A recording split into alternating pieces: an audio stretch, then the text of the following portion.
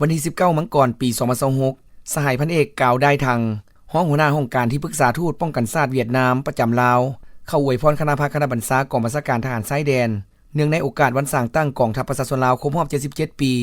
โดยการต้อนรับของสหายพลจัตวาศรีทวีไซหัวหน้าการเมืองกองบัญชาการทหารชายแดนเข้าร่วมโดยสหายพลจัตวาอุ่นคำศรีแหวนวงศักดิ์ผู้บัญชาการทหารชายแดนพร้อมด้วยคณะสหายพันเอกกาวได้ทังแสดงความกำนับสมเสยต่อวันสร้างตั้งกองทัพประชาชนลาวครบรอบ77ปีวันที่20มังกรปี1949หาวันที่20มังกรปี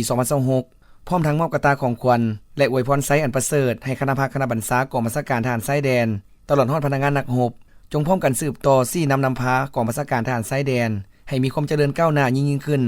และสืบต่อหัดแน่นทางด้านสายพันธุ์สามัคคีพิเศษเวียดนามลาวให้มั่นคงทะนงแกนสูงกว่าภูยาวกว่าแม่น้ำโอกาสนี้สหายพลจัตวาศรีทวีไซ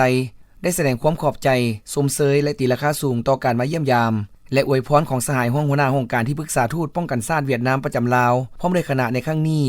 เพื่อเป็นการสืบต่อสร้างสายพัวพันธุ์ไมตรีจิตมิตรภาพอันนักแน่นและพร้อมกันรักษามูลเสื้อสายพัวพันธุ์สามัคคีพิเศษของสองชาติเวียดนามลาวเวียดนามให้มันคงทะนงแกนยิ่งขึ้น